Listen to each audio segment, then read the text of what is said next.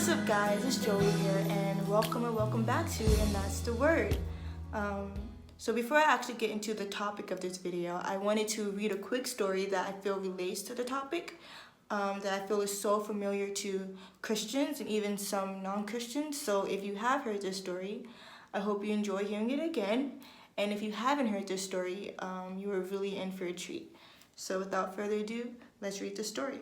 This story is about Rashak, Meshach, and Abednego and the blazing furnace, and it is found in Daniel 3. So if you just want to read it on your own, you can find it in Daniel 3. Alright, here we go. King Nebuchadnezzar made an image of gold, 60 cubits high and 6 cubits wide, and set it up on a plain of Dura in the province of Babylon. He then summoned the satraps, prefects, governors, advisors, treasurers, judges, magistrates, and all the other provincial officials to come to the dedication of the image he had set up.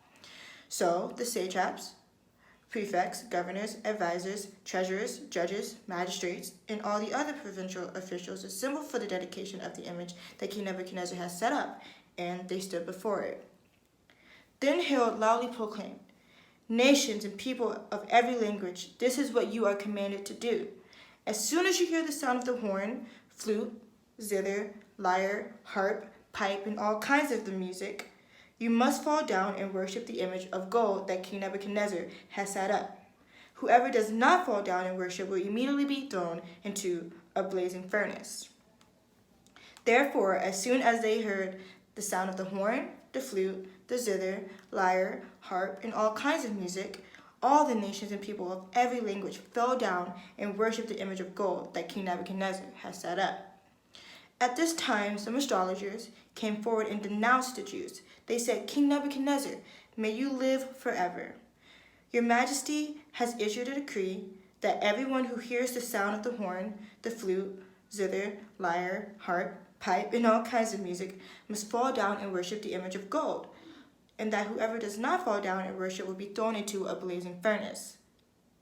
But there are some Jews whom you have set over the affairs of the province of Babylon, Shadrach, Meshach, and Abednego, our main characters, who pay no attention to you, Your Majesty.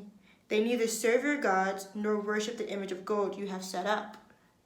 Furious with rage, Nebuchadnezzar summoned Shadrach, Meshach, and Abednego. So these men were brought before the king. And Nebuchadnezzar said to them, "Is it true, Shadrach, Meshach, and Abednego, that you do not serve my gods or worship the image of gold I have set up? Now, when you hear the sound of the horn, flute, zither, lyre, harp, pipe, and all kinds of music, if you are ready to fall down and worship the image I made, very good.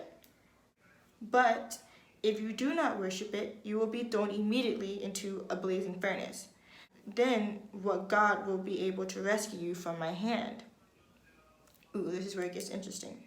Shadrach, Meshach, and Abednego replied to the king, "King Nebuchadnezzar, we do not need to defend ourselves from you in this matter. If we are thrown into the blazing furnace, the God we serve is able to deliver us from it, and he will deliver us from your Majesty's hand.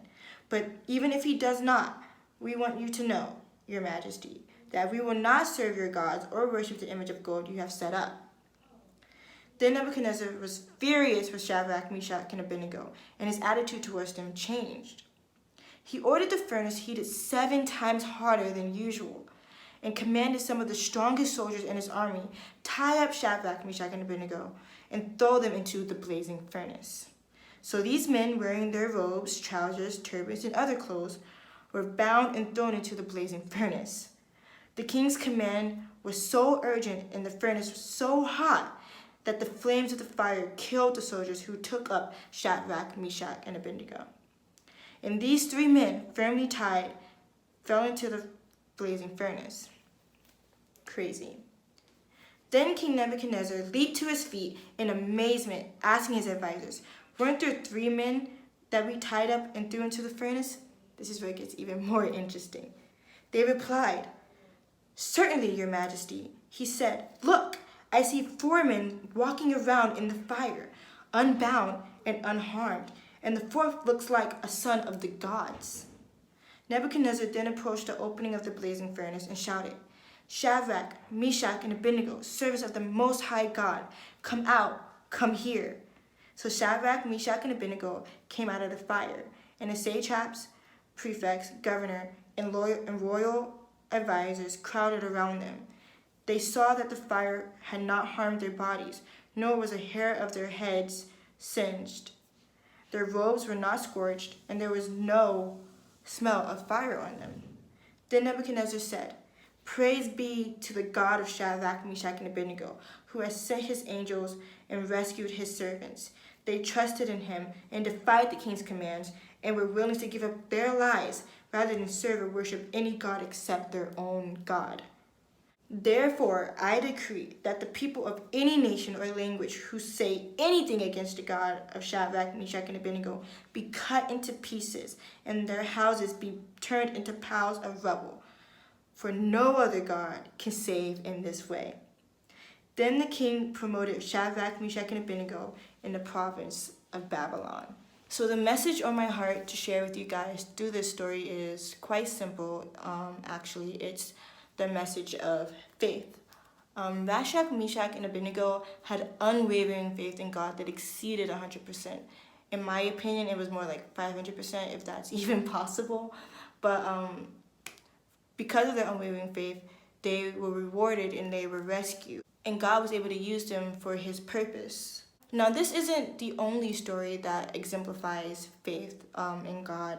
There are actually more stories in the Bible that are similar to the story that I've just read for you, like Daniel, Esther, and many more.